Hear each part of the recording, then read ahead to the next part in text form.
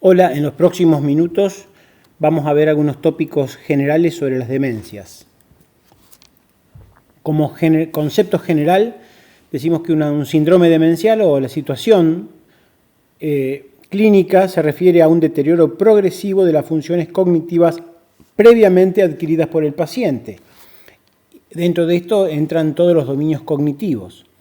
Además, este síndrome va a asociar síntomas psiquiátricos como parte del problema, como simplemente para comentar algunos importantes, la depresión, la apatía o la agitación.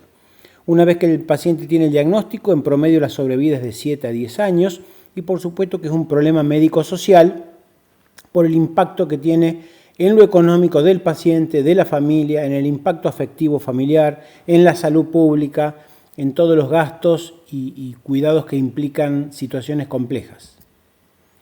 Por supuesto que como médicos o como protagonistas del equipo de salud tenemos que trabajar sobre la prevención cuando exista, la intervención oportuna, farmacológica o no farmacológica, así como los cuidados que tienen que ver con este grupo y estas condiciones que varían mucho en las características, desde tener cierta autonomía en un estadio inicial hasta tener la completa dependencia en los periodos avanzados.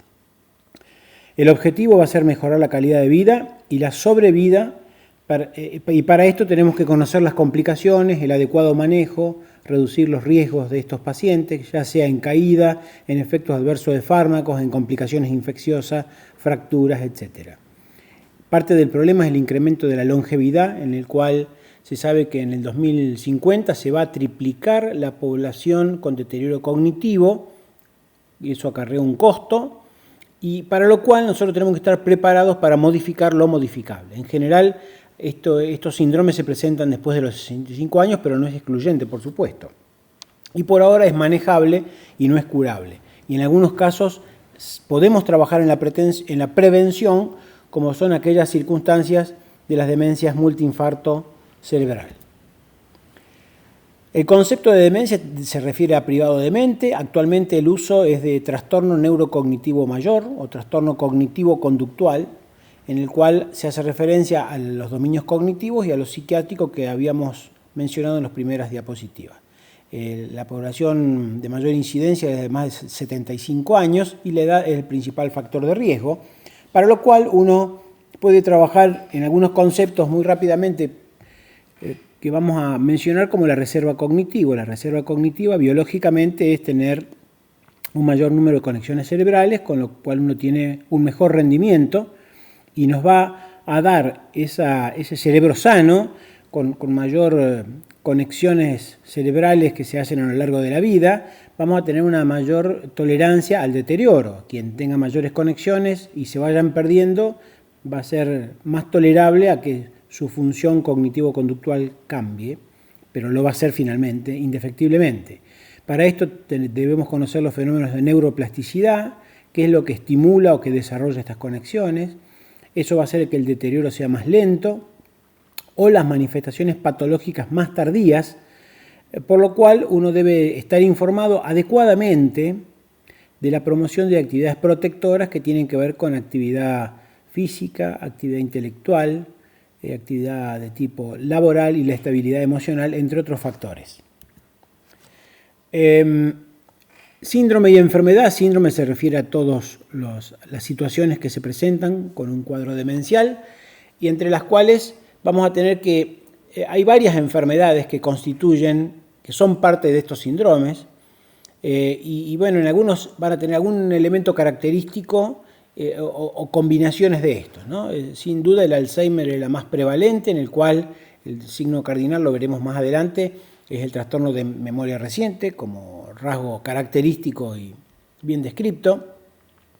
La demencia vascular, que ya sea por enfermedad de grandes o pequeños vasos, que se va a presentar con múltiples infartos.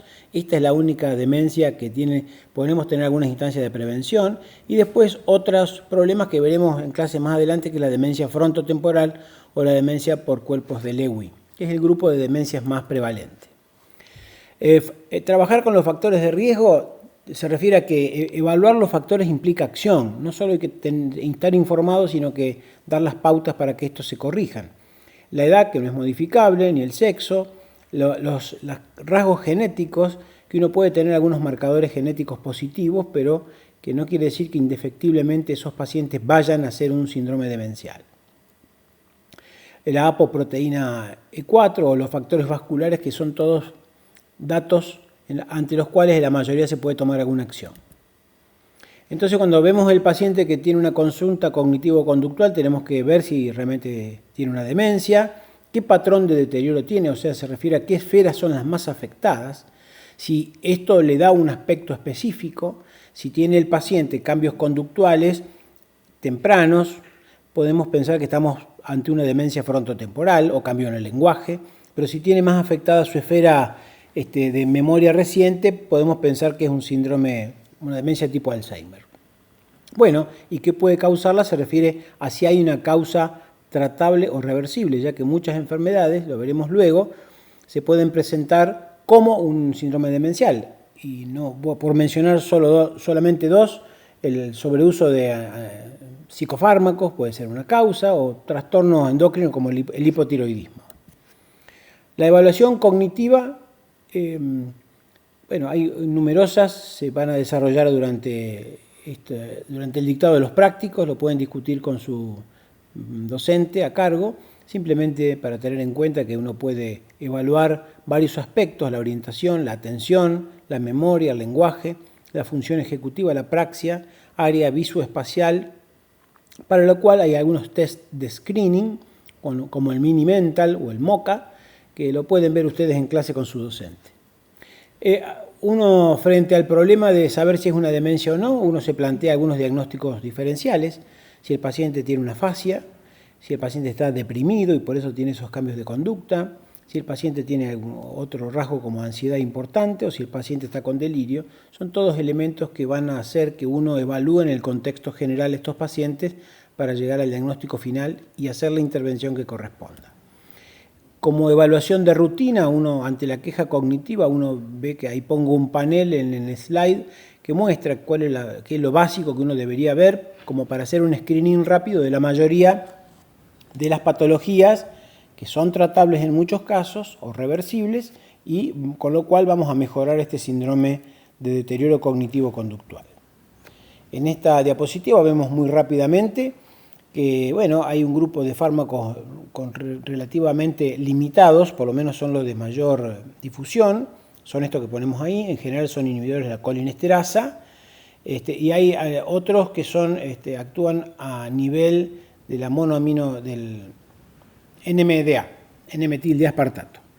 En general mejoran los scores de desarrollo cognitivo, pero no revierten la enfermedad, ¿no? Van a mejorar algunas variables cognitivas y apuntan indirectamente a mejorar la calidad de vida.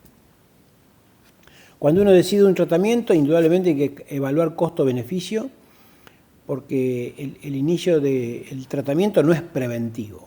Esto debe quedar claro para todo el ámbito médico. El tratamiento no es preventivo. Tomo estos medicamentos para prevenir un Alzheimer. Simplemente son fármacos que contribuyen sintomáticamente a mejorar algunos aspectos por un tiempo limitado. No es una cura la medicación. No todos los pacientes mejoran. Eso debe ser claro. Solamente un tercio de los pacientes obtienen alguna mejoría. Y la medicación, si no da resultados evidentes, no debería continuarse. A veces tienen indicaciones muy específicas, tanto con diagnósticos específicos como en situaciones clínicas específicas. No son para todo el mundo. Hay que tener una instancia de evaluación del tratamiento, hay que hacer un seguimiento. Uno no puede darle a un paciente donepezilo por 3 años. Uno debe prescribirlo, hacer un control, normalmente con una buena entrevista clínica o una valoración neurocognitiva, y ver cómo evoluciona el paciente con ese fármaco. Uno puede seguir el Mini Mental, si es más de 12 es un elemento si vale la pena seguirlo. Esta diapositiva, para ir terminando, se refiere a algo muy práctico que tiene que ver con los 3 aspectos que tienen que ver con el deterioro cognitivo. Número 1, aumentar la reserva cognitiva que decíamos antes, para el cual la premisa fundamental es conservar la salud. Si uno tiene un factor de riesgo cardiovascular o clínico, hay que tratarlo, prevenirlo y controlarlo.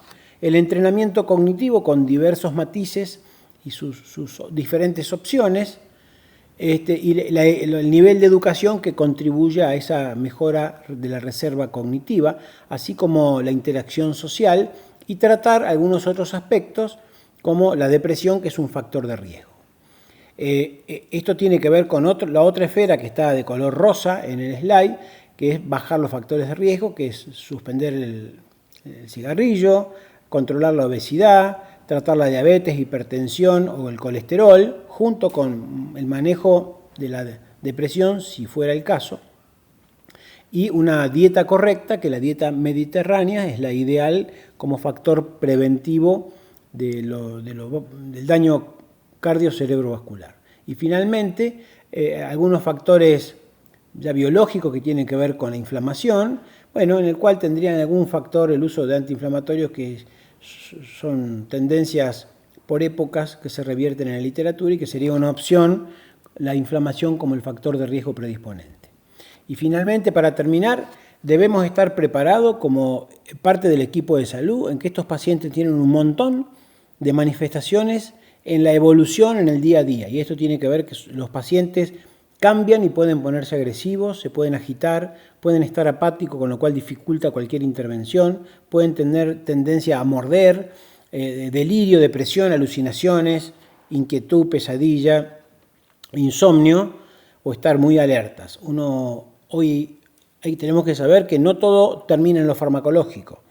Hoy el principio del manejo de esto es no farmacológico, lo desarrollaremos luego, y lo farmacológico queda como un complemento o cuando la necesidad se impone. Muchas gracias.